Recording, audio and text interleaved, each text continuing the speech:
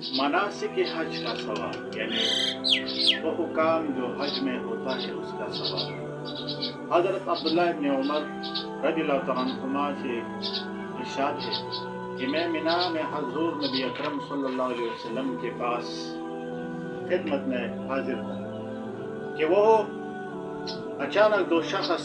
ایک انصاری اور ایک ثقفی، حضور نبی اکرم صلی اللہ علیہ وسلم کی خدمت میں حاضر، سلام پیش کی۔ سلام پیش کرنے کے بعد عرض کی، یا رسول اللہ صلی اللہ علیہ وسلم، ہم کچھ مسائل دریافت کرنا چاہتا ہوں۔ حضور صلی اللہ علیہ وسلم نے ارشاد فرمایا، جو تمہارا دل چاہے پوچھو،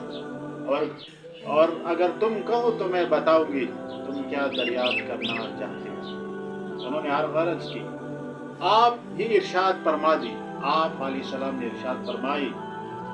حضور نبی اکرم صلی اللہ علیہ وسلم نے ارشاد فرمایا، تم حج کے بارے میں دریافت کرنا چاہتے ہو کہ جو شخص حج کے ارادے سے گھر سے نکلے، یعنی جو شخص اپنے گھر سے حج کے لیے گھر سے نکلے، 2 نمبر اس کے کیا ثواب ہے، طواف کے بعد 2 رکعت پڑھنے کا کیا ثواب ہے، اور صفا مروہ پر دوڑنے کا کیا ثواب ہے، اور آباد میں ٹہلنے، شیطان کو کنکریاں مارنے اور قربانی کرنے اور طواف زیارت کرنے کا کیا ثواب ہے۔ انہوں نے عرض کی، ذات کے پاک، اس ذات پاک کی قسم جس نے آپ کو نبی بنا کر بھیجا، یہ سوالات ہمارے ذہن میں آتے ہیں۔ حضور صلی اللہ علیہ وسلم نے ارشاد فرمایا، حج کے ارادے سے گھر سے نکلنے کے بعد تمہارے اونٹ کی سواری جو ایک قدم رکھتی ہے یا اٹھاتے ہیں، وہ تمہاری نام عمل میں ایک نیکی لکھ جاتی ہے اور ایک گناہ معاف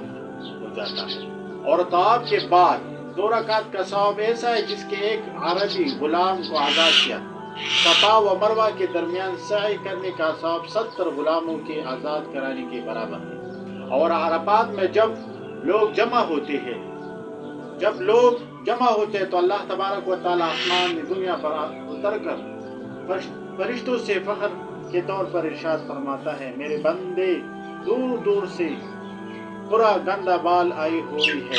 میرا رحمت کا امیدوار ہے۔ اگر ان لوگوں کا گناہ ریت کے ذروں کے برابر ہے، یا بارش کے قطروں کے برابر، یا سمندر کے جاگ سے برابر ہو،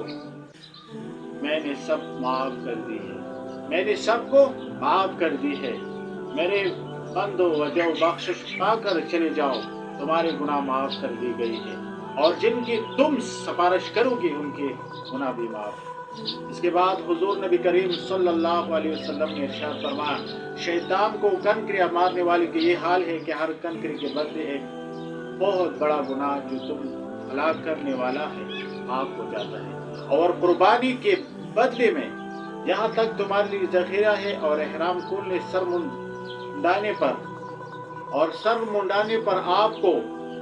ایک نیکی ملتا ہے اور ایک گناہ معاف ہو جاتا ہے۔ اس کے بعد جب آدمی طواف زیارت کرتا ہے تو اس حال میں کرتا ہے کہ اس پر کچھ گناہ نہیں ہوتا،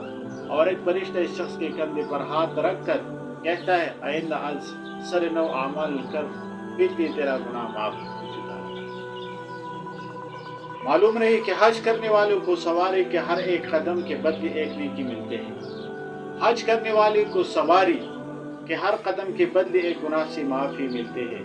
حج کرنے والے کو طواف نفل کرانے پر غلام آزاد کرنے کا ثواب بشارت ملتی ہے، حج کرنے والوں کو سعی کرنے پر 70 غلام کو آزادی کا ثواب ملتا ہے، حج کرنے والوں کو ریت کے ذروں کے برابر گناہوں سے نجات ملتے ہیں، حج کرنے والوں کو بارش کے قطروں کے برابر گناہوں سے نجات ملتے ہیں،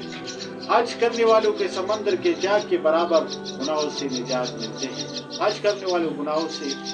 پاک ہو جاتا ہے، حج کرنے والوں کو اللہ تبارک و تعالیٰ کی رحمت کو پا لیتے ہیں۔ اللہ تبارک و تعالیٰ اس عظیم رحمت، اس عظیم نعمت